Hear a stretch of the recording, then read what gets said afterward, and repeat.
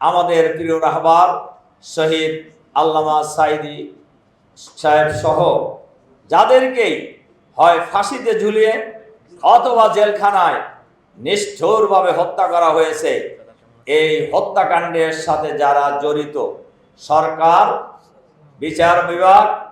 বিচার বিভাগের যারা বিচারপতি ছিলেন, প্রসিকিউশন, তদন্ত কমিটি, এই আর যারা মিথ্যা সাক্ষী দিয়েছে সকলকেই চিহ্নিত করে গ্রেফতার করে বিচারের আওতায় আনতে হবে।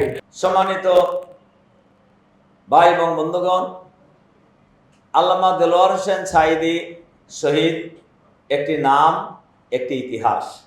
একজন ভালো মানুষকে দুনিয়াব্যাপী যার পরিচিতি কোরআনের পাখি বলে খ্যাত, শুধুমাত্র দিনের কথা বলার কারণেই তাকে নিষ্ঠুরভাবে জেলখানায় হত্যা করা হয়েছে। এটা ভাবতেও অবাক লাগে, কিভাবে সরকারি যন্ত্র ব্যবহার করে, আইন আদালতকে ব্যবহার করে একজন নিরপরাধ মানুষকে নাম পরিবর্তন করে, উনি ওই ব্যক্তিই নন যে নামে তাকে ফাঁসি দেওয়া হয়েছে। আপনারা শুনেছেন ট্রাইব্যুনালে যখন ওনাকে ফাঁসি দেওয়া হয়, আমার এখনো মনে আছে ট্রাইব্যুনালের বিচারপতি, ট্রাইব্যুনালের যিনি চেয়ারম্যান ছিলেন, এই ভদ্রলোক, উনি বলতেছিলেন যে আমরা আল্লামা দেলোয়ার হোসেন সাঈদীর ফাঁসি দিচ্ছি না, আমরা দেলু শিকদারের ফাঁসি দিচ্ছি। মানে কত ধরনের শয়তানি, এই যে কথা থেকে আরো বোঝা যায়। এবং আমরা বিশ্বাস করি এই টোটাল বিচার ব্যবস্থা যে অবৈধ ছিল, অন্যায় ছিল, আর অল্প কিছুদিনের ব্যবধানে জাতির কাছে আরো অফিসিয়ালি প্রমাণ হবে ইনশাআল্লাহ।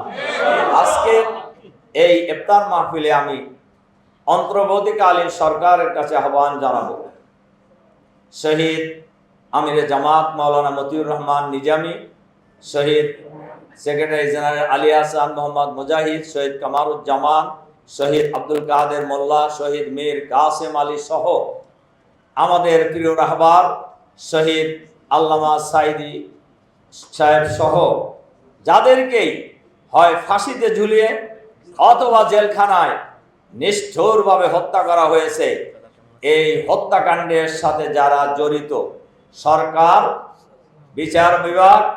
বিচার বিভাগের যারা বিচারপতি ছিলেন, প্রসিকিউশন, তদন্ত কমিটি, এই আর যারা মিথ্যা সাক্ষী দিয়েছে সকলকেই চিহ্নিত করে গ্রেফতার করে বিচারের আওতায় আনতে হবে। তার কারণ এই বিচার প্রক্রিয়া যে ছিল 100% অসত্য, মিথ্যা, অবৈধ, এটা তার বড় প্রমাণ। দ্বিতীয় যে পয়েন্টে আমি 1 মিনিট কথা বলে শেষ করব, সেটা হলো যে ইসলামী ঐক্যের ব্যাপারে।